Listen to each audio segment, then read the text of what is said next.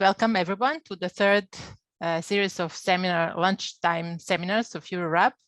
Today we are having a topic of National Scheme Spotlight, and we have invited Jure Kostanjsek and Klemen Filipic from AMSZS. This is Automobile and Motorcycle Association of Slovenia, who are EuroRAP members, also national scheme holder license holders in Slovenia, very active since a decade and a little bit more in implementing EuroRAP in their country, but also internationally. Thank you, Jure and Klemen, for joining. Thank you all of you who have joined this session, and I hope you will enjoy your time. Of course, I would like to mention that we would be happy to answer all your questions that you can post either in a chat session or in the questions and answer session during the event. We very much looking forward for your questions. Let me introduce Jure and Klemen. I will have to read a little bit because these guys have done so many things in their life, so I have a couple of notes. Jure Kostanjsek is a civil engineer by profession with 25 years of experience in working in Slovenia EuroRAP team since the beginning at 2008. At that time, he worked with Mr. Robert Staba, who started a new round of EuroRAP activities in Slovenia. Jure worked at University of Ljubljana, Traffic Technical Institute, and later in 2014 joined AMZS as head of Road Safety Safe Mobility Department. In 2019, Mr. Kostanjsek became Secretary General, but is still leading the EuroRAP project at AMZS. He has experience with road asset management, road inventory management system, traffic and road accident information system, GIS analysis in the field of road safety, and other spatial data analysis, experience in road safety analysis, black spot management, road network safety management, and many, many other things in respect to safety. Welcome, Jure. Thank you for accepting our invitation to join us today. Hello. And we have with us Klemen Filipic, also civil engineer by profession with 13 years of experience, member of Slovenia EuroRAP team since 2014. Klemen is iRAP license holder and star rating for school assessor. He has head of field of operation for Slovenia EuroRAP team. Thank you, Klemen, for joining and welcome. Thank you. So without further delay, I think I should give the floor to our dear, brilliant guys for your presentation. And I'm looking forward to receive also your questions for our presenters today. Jure. Thank you, Vera. Let me share my screen. I hope you will hear me. Also, I have to present a video, which I also hope that you will hear, because last time we had some problems with voice. So let's start the presentation now. Okay, you see this? Yes, we do, Jure. Thank you. Me and Klemen, we are very happy that we have been invited to this webinar, and we prepared, let's say, an overview of Slovenian story over the years. So what we are doing, how long we are doing, what are our results for our partners, and also something in regard to Slovenia road safety in general. We in Slovenia, we were managed to make quite a bigger consortium of partners in the EuroRAP road assessment. Namely, we are the leader as an auto club, but then our partners, important partners, are of course the police, Ministry of Interior, Ministry of Infrastructure, who is in charge of all road infrastructure in Slovenia in regard to state roads, motorway company, who is the motorist authority, Slovenian Roads Agency, who is the authority for state roads, regional and main and regional roads. And of course, there's a partner still is in a way where I was previously working is the Traffic Technical Institute. So this is our, let's say, expert and technical support for some matters. Maybe somebody may wonder why Auto Club? What is Auto Club doing in this field? We will have to know that we are NGO. We are, let's say, a user organization, and we are representing about 83,000 members towards our government, towards our ministry, demanding better roads, demanding road safety. So our voice is important, our voice is heard.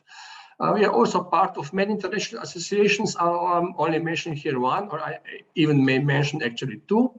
One is the FIA, International Association of Auto Clubs, and the other is, of course, EuroRAP Association, also a member of iRAP International Road Assessment Program.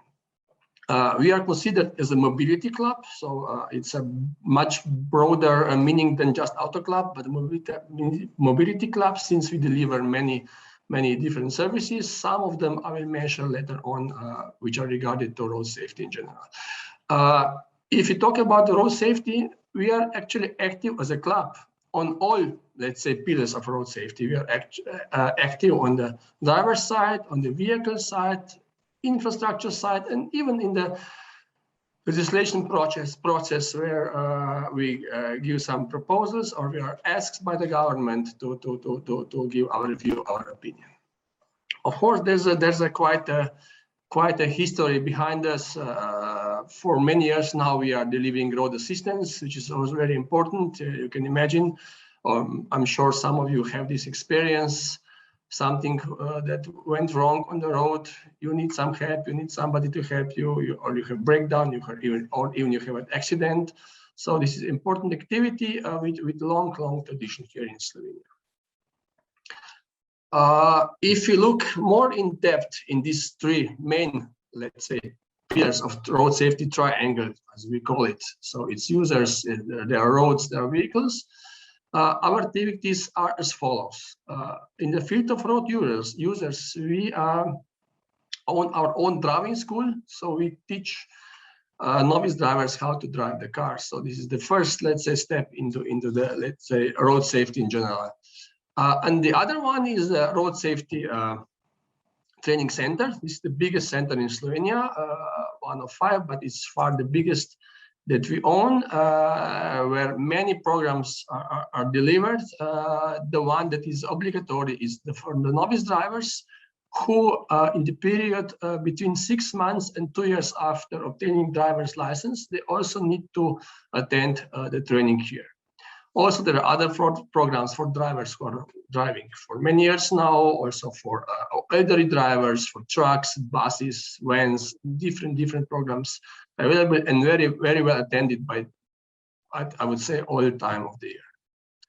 In the level of infrastructure, roads, as you now know, we are members of EuroRAP family. So we deliver road assessments, risk rating, star ratings, even star rating for schools now. We delivered pedestrian crossing assessments, some rest stop tests within FIA, and many others. And of course, in the field of vehicles, okay, we deliver, or we are part of the International Association of Tire Tests within auto clubs, of Euro NCAP, new car assessment tests, of child restraint system tests, and of course, we deliver car inspections. So this is also important activity in the road safety. So in certain periods, when you buy a car, after 4 years, then after 2 years, and then after 1 year, one needs to have car inspected in order that car is also in the condition acceptable to be used on the road. And this is important, of course, a pillar of road safety. In general, of course, one could agree with that. Our goal is 5 stars on all 3 pillars. So we would like to have 5-star drivers, the best drivers, driving the best cars, of course, and driving on the best roads. This is of course, the goal which we are all aiming at, and giving own activity to each one. Maybe if we look some statistics, some numbers, in general, this is of course sad statistics, but it tells us one view on the road safety. You may know that there are different road safety indicators, but this is only one of them. In Slovenia, we did a major step forward, let's say, from the last century, in this century, in the second half of this century. But here you may see a major change somewhere around 2007, 2008, 2009. Now, where we really came to a level which is much lower than we were used to. We had 700 deaths per year, then we had 300. Now we came to a level of around 100. and we are all striving to do it even better in the coming years. Well, 2021 wasn't that good in comparison with, let's say, last 5-10 years. We cannot compare this to the 2020 COVID year when COVID was even more expressed. But in some kind of average, we don't make panic now. We just see this is only an anomaly. We will learn probably in years to come whether the trend is maybe turned around, or that we have to do something special, or this is just one bad year, 2021. But this is more important, is this change from let's say in about 2008. There was many things going on in these years, a bit later, or even a bit earlier. There were 2 or 3, I think, major car accidents with huge public response of unacceptance, with many casualties. At that time, also different NGOs have risen their voice that we need better road safety, we need better roads, we need better drivers, better road users. At that time also AMZS invested and finished the construction of Safe Driving Center Ransko. At the same time, I think 1 or 2 years later, their obligatory driving program for novice, for young drivers started, which is, you will see in the chart much later, in importance and how did this have in impact. There were also some legislation changes. At that time, we changed from one general law into 4 different specific laws on road safety for cars, drivers, vehicles, and another one. We more or less finalized the construction of motorway system in Slovenia in general. So all the main destinations were covered in Slovenia at that time, and also introduced the vignette tolling system, which changed the use of motorways in the way that previously there were many people avoiding toll stations and used parallel state roads where we had big road safety issues and problems. Now we made motorways available and more affordable for many more users.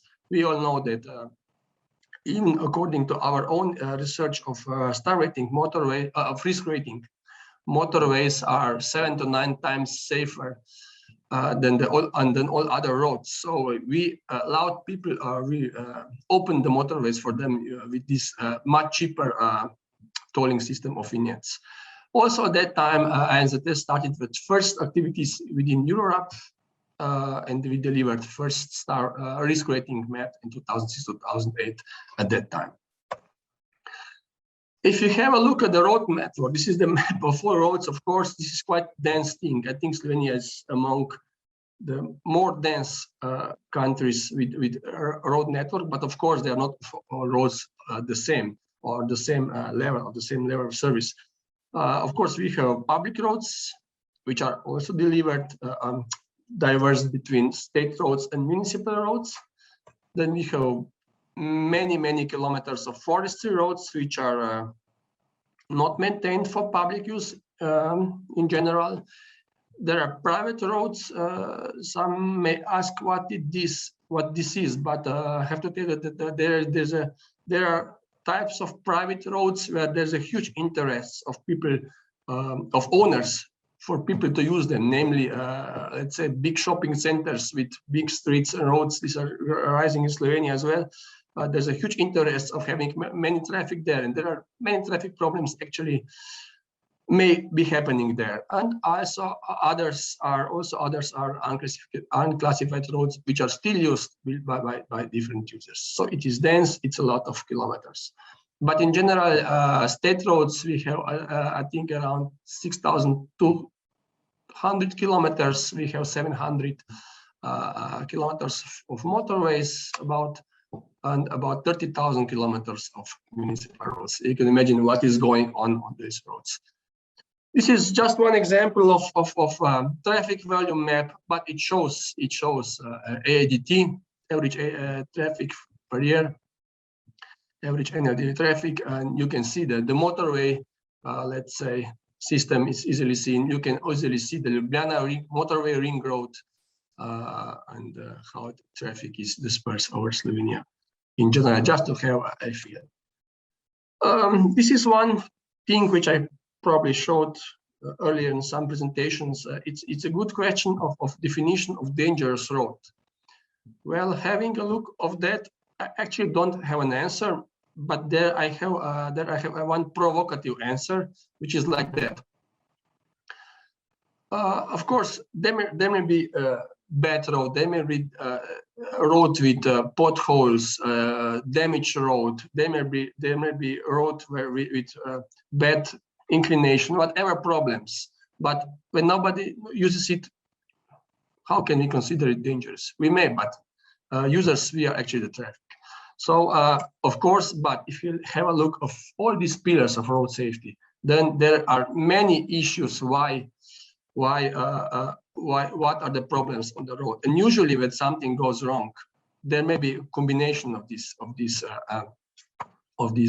possibilities, or maybe bad road, bad condition, bad geometry, bad side distance, missing signalization, bad intersection design, bad maintenance, or we have different problems with road users using their cell phones, being late, being tired, being fatigued, listening drive loud music, not using safety belt, different things going on, which when something goes wrong and results in car accident may be the problem.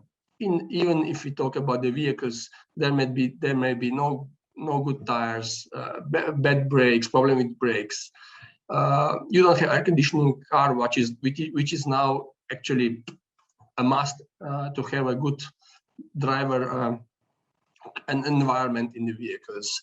Non-legal upgrades of the vehicles, bad maintenance. There may be age or old vehicles. So many problems may actually be the reason or contributing factor that something goes wrong. So it's hard to say. NZS had actually a very difficult moment back in time. I think I should mention it. It was quite an irony because this was our first iRAP road assessment vehicle, which ironically was involved in a car accident where we lost of our colleagues. So the irony in that is that it's really the same vehicle used for assessing the road safety. Had this tragic event. So I didn't think I should say much more in regard to that, but the irony is quite big here. Of course, then we gained a new vehicle, we bought a new vehicle, we made a new equipment, and I may here ask Klemen to say a few words here, or maybe at next slide, what is it about our equipment in the vehicle. So Klemen, just please add maybe here, or not here, maybe here. Thanks, Jure. Yeah, our new vehicle is equipped with a custom-made system for road survey. It's quite simple, but yet a capable one. And since we use this vehicle not only and exclusively for road assessment, it's important for us that it can be easily attached to the vehicle, the system. So it can be done in just a few minutes, and the system itself consists of 3 cameras mounted on a special mount, a wireless router that controls everything, and a tablet for the operator to use. It also has a dedicated GPS receiver, and that's actually it. It's, as you can see from the flyer, it exceeds the iRAP the specifications by far, but we found let's say a balance between what the system can do and what is best in terms of data volume and. Okay, thank you, Klemen. Just to go a page back, there is just an example of all the accreditation, or some of them, not all of them, accreditations which we need to obtain during the last years in order for our system, or personal accreditations for me and for Klemen to be able to work on the iRAP EuroRAP project. The communication is very important. So we delivered many brochures over the time. Here are some of them. Also, we publish the results and present activity in our magazine, also in some other social media. We all know that media presence is important. As I said, also in 2008, there was huge pressure in media in order that few things had then started the change of the road safety in Slovenia. So magazines, newspaper articles, presence in live in studios, and so on and so on. This is very, very important in the terms of in the field of road safety if you want to be heard and achieve something. There are also EU projects going on which actually enabled funding of bigger research. Actually, sensor project from 2012 to 2014 enabled us at that time to star rate about 3,200 kilometers of Slovenia star rates. It was a huge work done. Also, the other project we just finished about a month ago was the radar project. We also worked as a partner in an interesting consortium furthering the importance of the road assessment among the Danube countries. So interesting work, interesting partnership, in very, very good experience in regard to that. We also received some awards. The first one already 2009, 2010, still then from Mr. John Dawson for the first hour of our activity within EuroRAP. The other later was delivered to Traffic Technical Institute, also I think in 2016, something around that, or 15. And in 2019, we also applied Prince Michael International Road Safety Award for constant work from since 2008 onwards in the EuroRAP field of activity. Now I only invite you to have a look of this 6-minute video, which will actually tell the whole story of it. And I will just then probably with a few more slides, be able to conclude. So please have a look. I think everything will work fine. I will just try to start the video. There are English subtitles.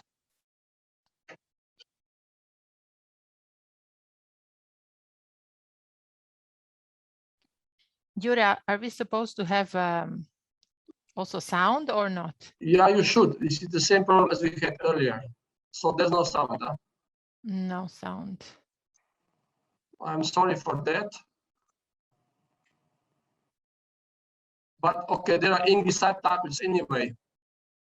Okay. So maybe just try to read the titles. I'm sorry for that. We had the same problems earlier with the video.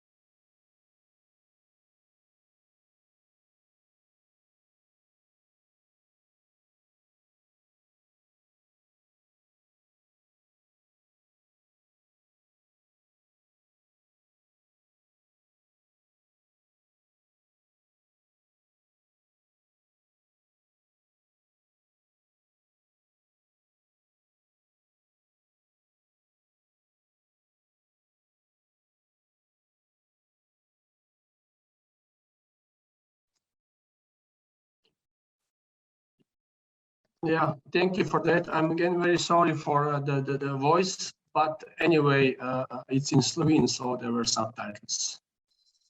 In regard to what we are doing, what we were doing over the years, there's quite a timeline behind that. We delivered just about a month or 2 months ago the 5th set of risk ratings of 3-year risk rating period. And we started with the period 2006-2008 onwards. So we are very proud of that. We do this regularly. We publish this regularly, and we also see an improvement.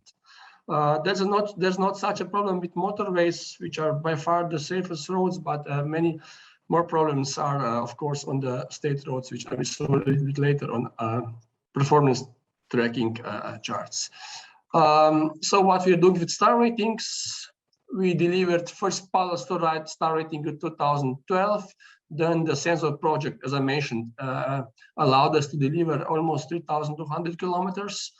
And then later on, we are doing with the contract with mostly motorway activities, authorities, and with also 1 year with state road company.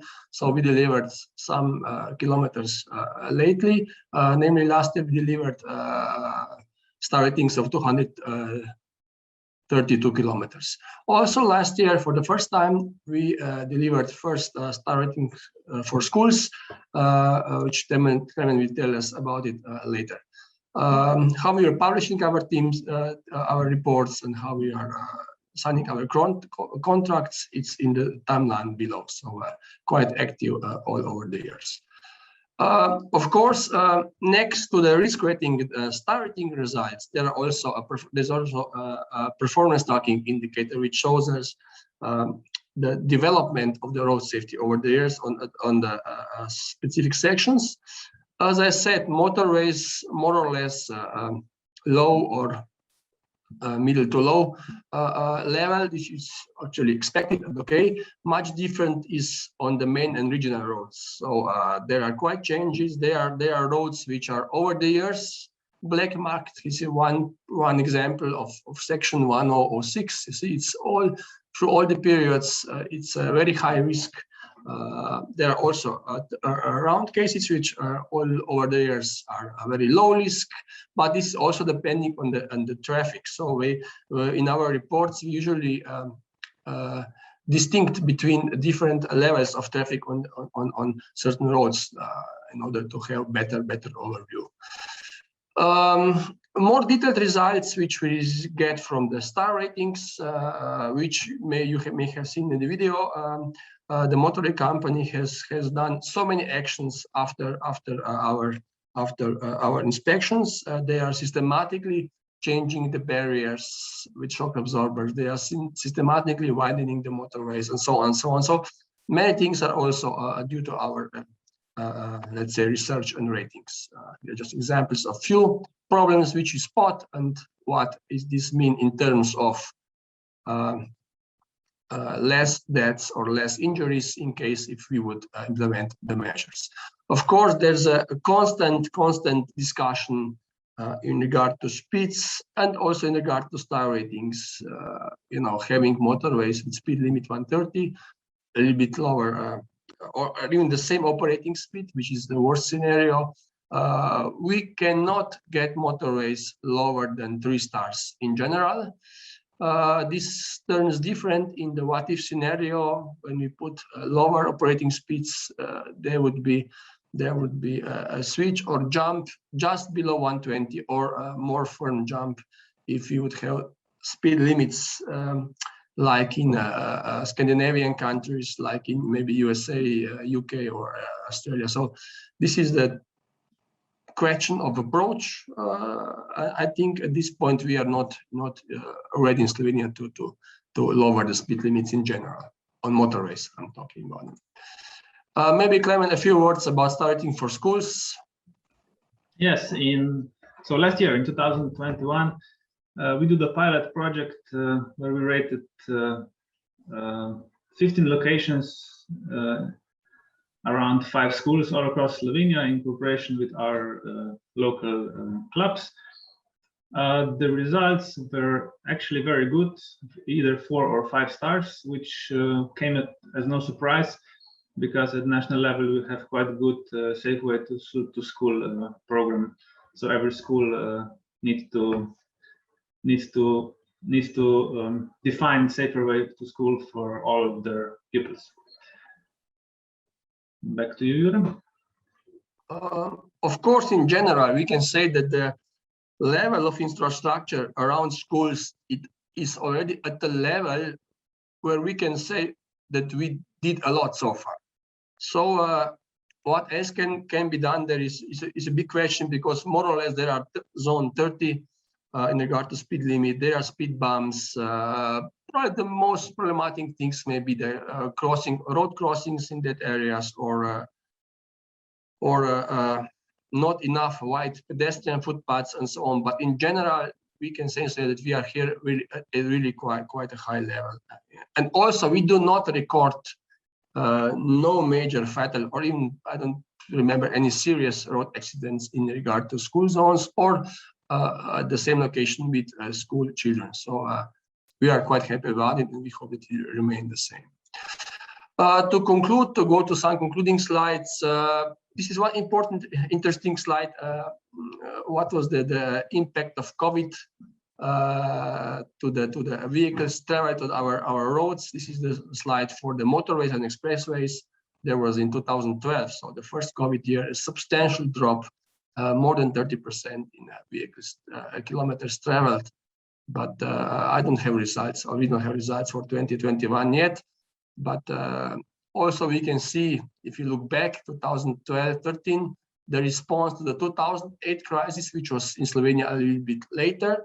But you can see then again later on, traffic improved, recovered, and I'm sure that it will be the same chart in let's say 5 years from now. We'll be back on track and again rising, which is also another question and problem.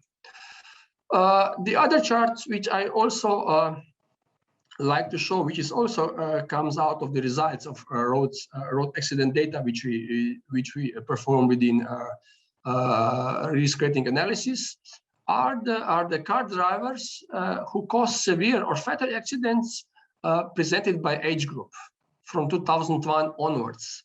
And we can see a substantial decline within the younger groups, 18-26 and even 27-35.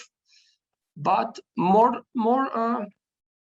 more tells us, and we can be really start thinking about what is wrong, are the older age groups, which are all in the rise of the curve. So I think, as we usually say, we promote long life learning, also like long life learning in the field of car driving, traffic rules, new car assistance systems, which should be somehow introduced to people. They are not all able just to learn the new novelties by themselves. So this is an interesting chart and tells us a lot.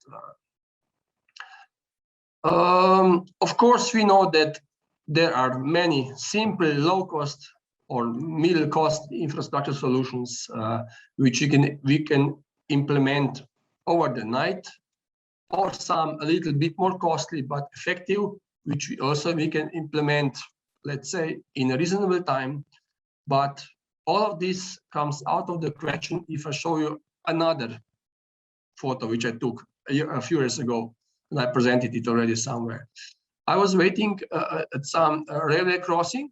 There's ahead one junction where one lack of junction was free, so you could use it. And what happens? You see people, impatient, uneducated, rude, how to call them, were not able to wait, let's say, 2-3 minutes. They were just starting to overtake. You see how? Very wrong. Ahead, overtaking, driving into the wrong way, into the one and the other car, wrong way in the roundabout, just in order to continue their driving in their desired direction. I ask myself, or everybody, what are 2 or 3 minutes? What 2 or 3 minutes mean in comparison to possible thing that could go wrong here or anywhere else in the roads? So this is actually sad. So we should all still be doing much more with drivers than with infrastructure. How to conclude? Even though if you say we have three main pillars, users, vehicles, infrastructure, at the end, if you have a look at it, at the end, it's all people. Why? In regard to users, we have daily interactions with all different road users. We have visual and other communication. We are all making mistakes, which is human. In regard to vehicles, also people design the vehicles. They produce them. They maintain them. So we have to trust our, let's say, car mechanic that he did everything well with our, let's say, brakes, which we had serviced that day. So it's again people. But also infrastructure. People plan and design infrastructure. People build it. People are responsible for maintenance. So at the end, also if you have a look at the legislation, first response services, all other things related to road safety and traffic, it's people behind. So having that in mind, I would probably conclude and leave space for a few more questions. Me and Klemen or anybody here is available. Thank you. Thank you, Jure. Thank you, Klemen. Excellent presentation. A lot of things that have been done during these 12, 13 years of EuroRAP in Slovenia. There are some technical questions that we can ask because I guess they can be responded much quicker, and there are some also burning questions that I know Susie also wants to pose to you. From the Boidar Konstantinov, sorry if I pronounce your name wrongly, how your survey system carries georeferencing the image from GoPro cameras? Maybe this has been responded by video, but if you want just to clarify, that would be nice. And another technical question, the couple of cameras in front of vehicle is just to provide a higher field of view, or is it to create a 3D image? Klemen? Yeah. Okay, maybe the second question first. No, it's just to provide the broader field of view. Yes. And the first one, the GPS, we have a dedicated GPS receiver or antenna, and that takes a measurement every 10 meters approximately, and then when it is processed, it becomes smoothed, and the final result in iRAP assessment, which is 100 meter, is then also again smoothed, so it's very smooth in the end. Hope that answers the question.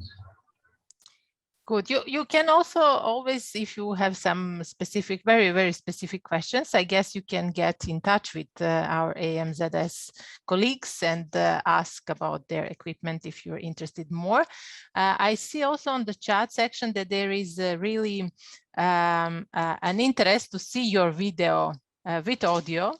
So I guess if you can send us a link after that, we will be happy to share with all participants so they can see it. I think it's quite nice, and it represents visually and also in with music very nice what you have done. And probably some countries and maybe some program leaders would also like to see how they can use this as a motivation to do videos in their own country. Susie, would you like to say some questions? Thanks.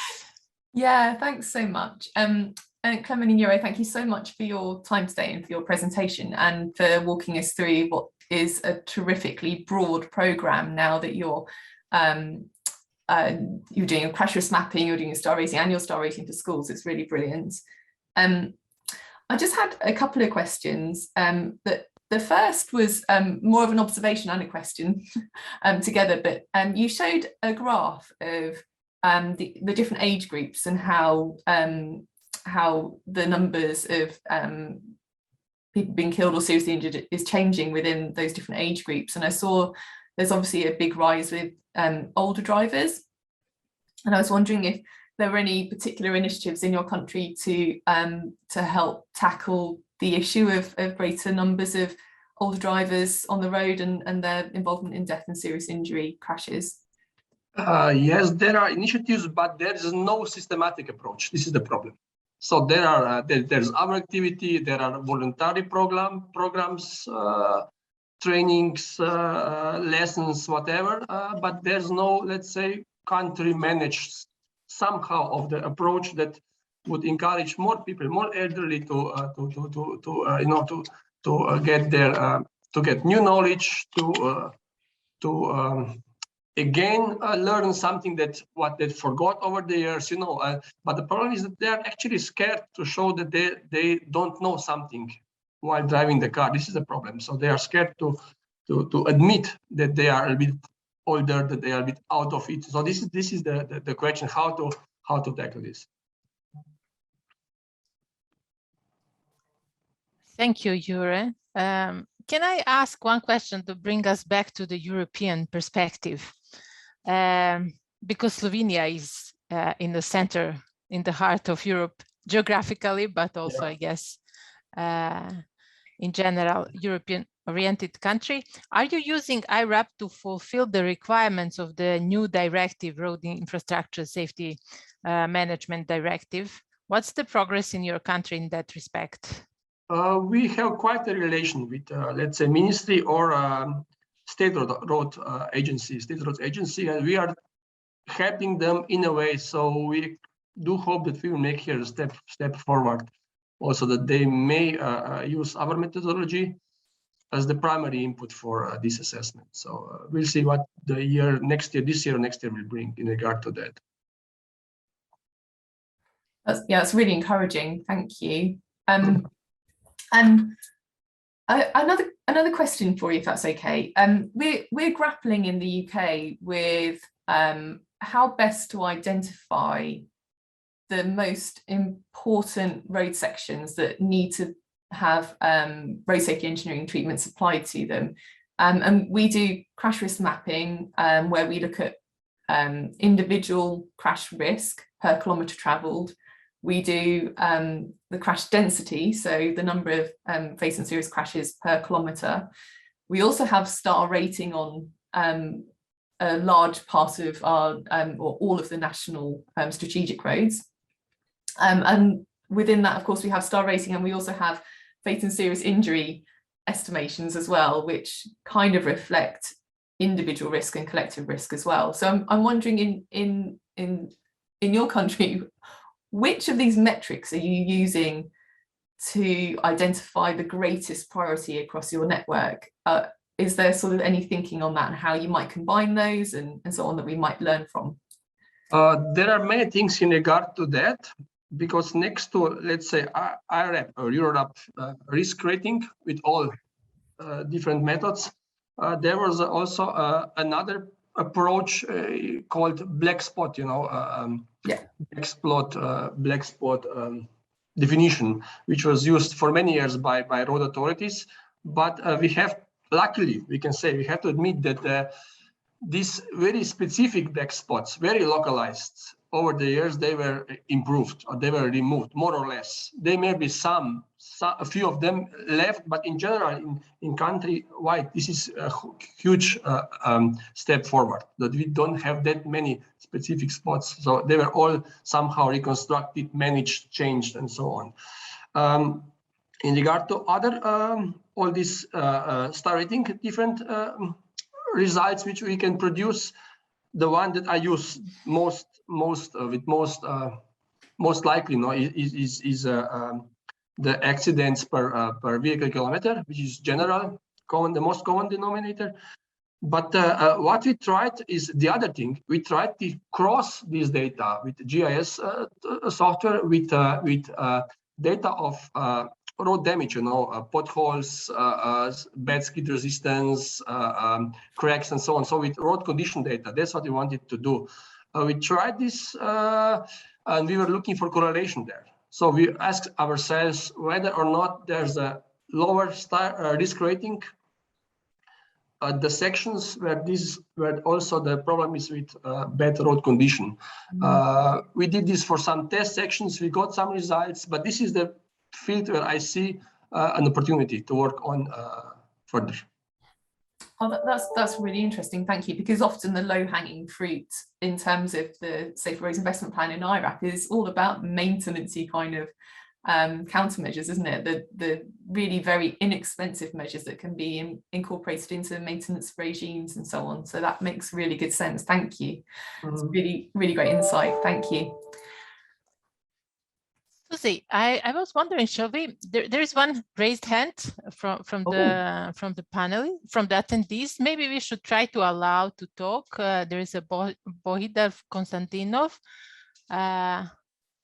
Okay, he lowered his hand just now. But if you, Bohidar, want to speak, raise your hand again. We will allow you to talk. If your hand was raised in relation to your previous questions, I hope they have been answered. I don't see any other questions at the moment.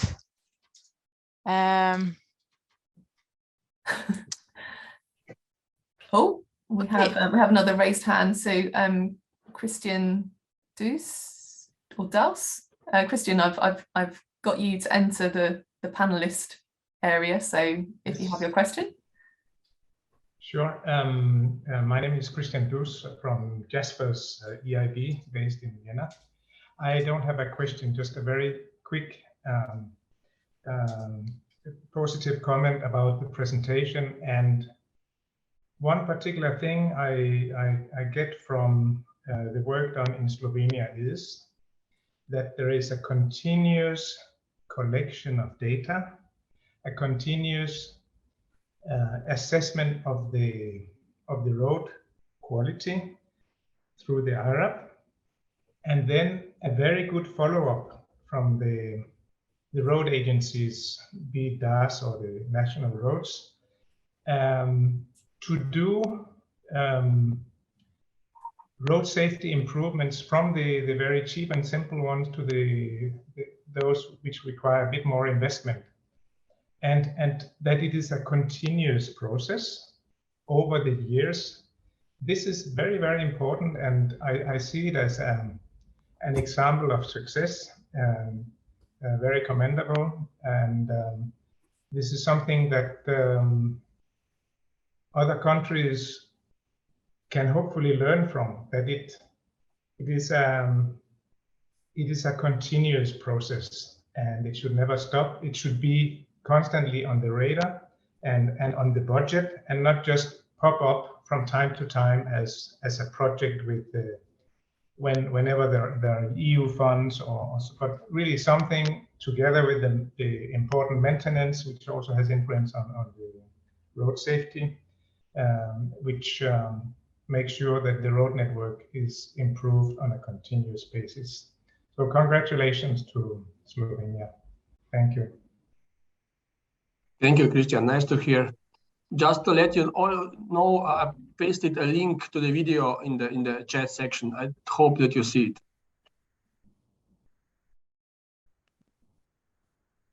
That's great. And yeah, thank you, Christian, for your comment. We were very happy to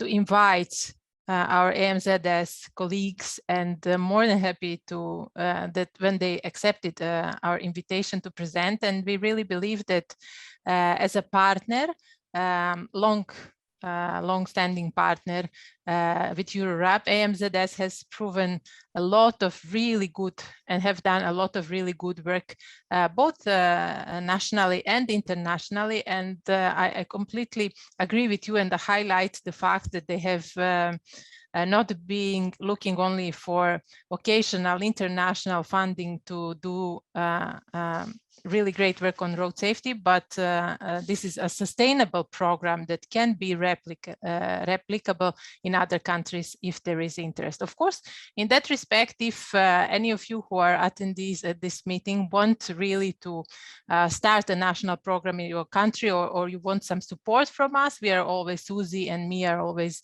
available to provide you with help and guidance wherever we can and in whichever way we can. But also these kind of forums are nice to learn and motivate other partners to join the team in general. Also, I would like to say that next month we are going to have a new EuroRAP Lunchtime seminar that will be a national license forum. And there we are going to invite all the national license leaders from the countries where we have the program in place to present 2-3 minutes of their achievements in the previous years, or even post their problems or some topics for discussion in some cases that may be. And I think in light of the implementation of Reason Directive in the following years, this may be a very fruitful meeting to discuss all the issues and see how we can really support you, and if you need support, or how you can motivate us also to become pioneers in promoting safety in respect and under the light of Reason Directive. With saying that, I would like to say thanks to our presenters, thanks to everyone who attended and stayed with us for this 1 hour. I hope it was interesting to you as it was interesting to us. And we'll be in touch with you over email with the video or any other material from the meeting presentation. And we are going to looking forward to see you next month on our lunchtime EuroRAP lunchtime seminar. Thank you. Bye-bye. Thank you. Thanks, Thank you, everybody. Klemen. And thank you everyone for being here with us.